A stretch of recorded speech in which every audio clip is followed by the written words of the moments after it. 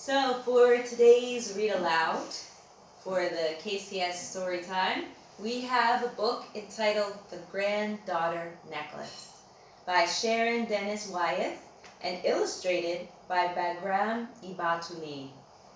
So the person who wrote the book is Sharon Dennis Wyeth, and the person that did all of the artwork and the pictures that we see, the illustrator, is Bagram Ibatuli, who's actually from Russia. Let's get into this wonderful story. The Granddaughter Necklace.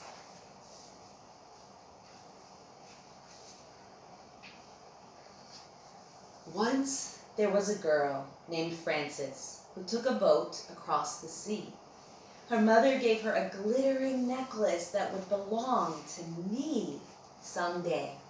Handed down through generations, it's a necklace worn by the women and girls in my family. When I first saw the crystal beads, they hung on my own mother's neck. Night times when she tucked me into bed, that necklace shone in the lamplight. I like that necklace, Mommy. Where did you get it? This necklace belonged to your grandma and the other grandmas before her, she said. My mother then began to tell me story after story, first about herself, and then about the other girls and women in my family who had worn the necklace. Like the necklace, these stories had been handed down. My mother's name is Yvonne. So there's the mom, and we see the necklace. This is a beautiful necklace that's full of beautiful beads, very sparkly. And we see the girl as her mom is tucking her in for bed. Perhaps right before that, they had a story time, just like we're doing. When Yvonne was a little girl, she loved to talk. She chatted with her friends in school instead of listening to the teacher. Her teacher sent a note home. Yvonne's mother wasn't pleased, but she wasn't harsh. There are times you must keep quiet, dear, she said, and times you must speak up. Yvonne learned her lesson and listened to her teacher. But when the school put on a play, she spoke right up and got the leading part. The play was based on Cinderella. Her mother made her a fancy ball gown, and so she'd feel like a real princess. Yvonne's mother gave her a glittering necklace. Good luck, sweetheart, she said. Yvonne's mother's name was Mildred. So we see here, Mildred is presenting this beautiful necklace to her daughter Yvonne as she stars in the Cinderella play at school. Wow, what a lovely heritage. When Mildred was a little girl, her house was in the mountains. But she left home when she was young to live with an aunt in a far-off town. Mildred's parents had 13 children, but her Aunt Stella had only one. In a home with fewer mouths to feed, Mildred would have more to eat. And Aunt Stella's little girl would have someone to play with. Besides, Aunt Stella was quite well off, a seamstress. So she was a seamstress, someone that sewed dresses and other clothes for people. And look at all of these children. Wow. 13. So she had 12 brothers and sisters that lived in that tiny house. Oh my, what a big family. On the day that Mildred left home, her whole family piled into the wagon with her. Her father drove the horses, and her mother held her suitcase. The family rode across a bridge to a train station where the train tracks ran along a river. When she heard the train whistle, Mildred cried. It was time to say goodbye. Her mother was the one who hugged her the hardest. Just as they were parting, she lifted the necklace off her neck and gave it to her daughter. I love you, darling girl, she said. I love you too, said Mildred. Mildred's mother's name was Cordelia. So we see Cordelia hugging Mildred goodbye. And there's the train on the train tracks. You see the sun setting in the background. And that looks like it was Mildred's suitcase. Not much. She didn't have many things, did she? When Cordelia was a little girl, she had a glorious voice. Her favorite hymn was "His Eyes on the Sparrow." Even though she was very young, at church on Sunday mornings, she sang solos. And on Monday mornings, she helped with the wash. She and her mother carried the family's soiled clothes and sheets outside to the yard and tossed them into a metal tub filled with soap and boiling hot water. One time, the water splashed too high, and poor Cordelia's hand was burned. Ouch! Cordelia's mother rubbed the burn with aloe, but the hand was badly scarred. Cordelia was ashamed of how it looked and refused to leave the house, even for church.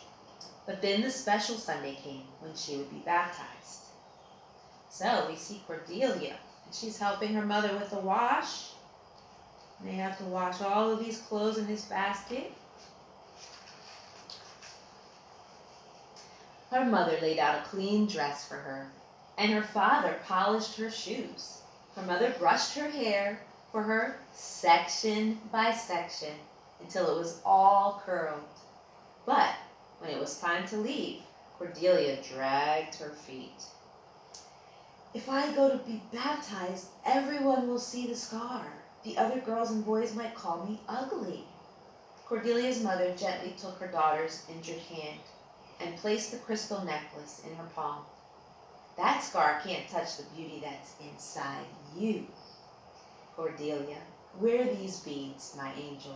Hold your head up high and remember who you are." Cordelia's mother was named Sally. So here's Cordelia, and she's getting some motherly love and advice from Sally, and she passes on the crystal necklace. When Sally was a little girl, she liked to bake. She got up early every day to help her mom make 24 biscuits. The biscuits baked in a big cast iron stove. When they were done, Sally's father ate 3 or 4 of them with eggs and homemade sausage.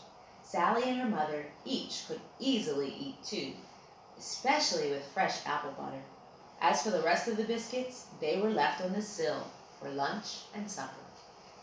But then a morning came when a hand reached through the window and a single biscuit disappeared from the plate. Sally peeked outside. In the yard, there was a hungry-looking man and his family. Offering him the plate, Sally went to get the flour and began again to bake. "After they've had their breakfast, they'll need more to eat," she told her mother and father. "My girl sure can bake," boasted Sally's father.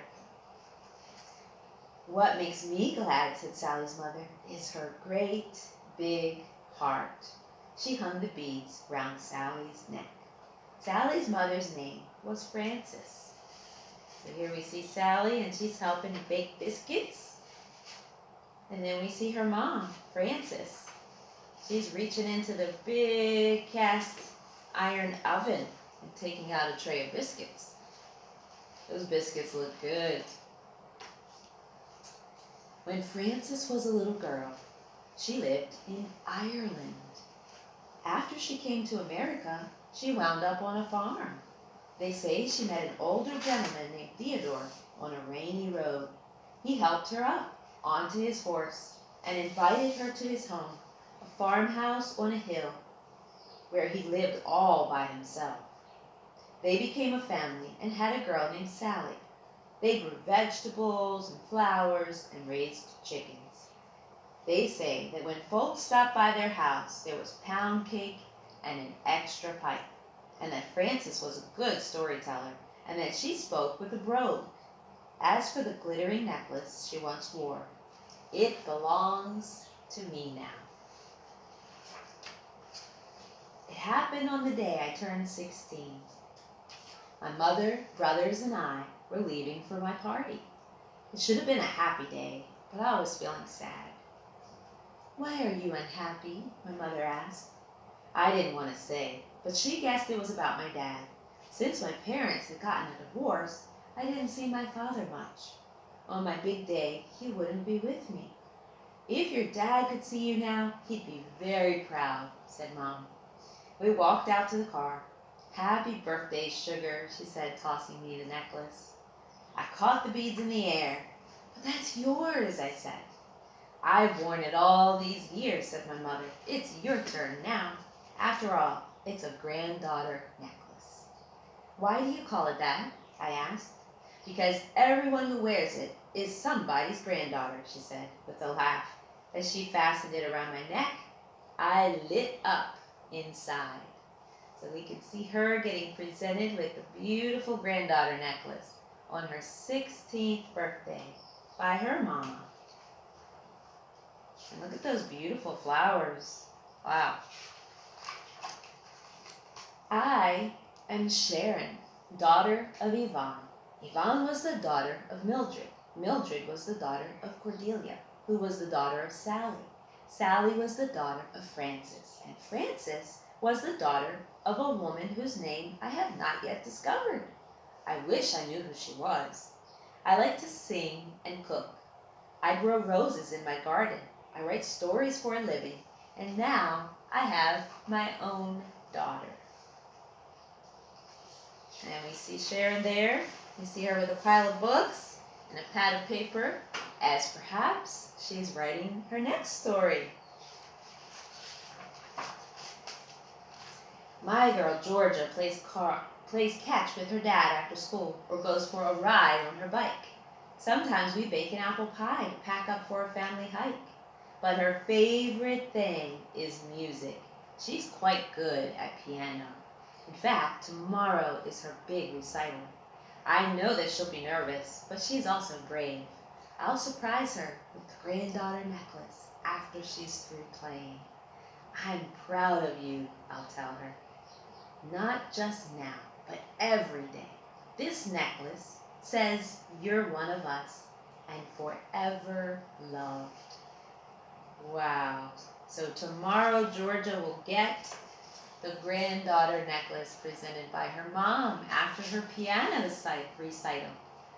What a precious, precious tradition that they have in their family.